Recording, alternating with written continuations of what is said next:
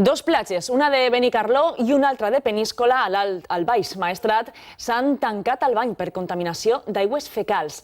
El problema afecta en estiu els municipis turístics, on els col·lectors d'aigües residuals resulten pràcticament insuficients. Sí, per a controlar estos casos, la Generalitat analitza setmanalment la qualitat de l'aigua de més de 200 platges valencianes.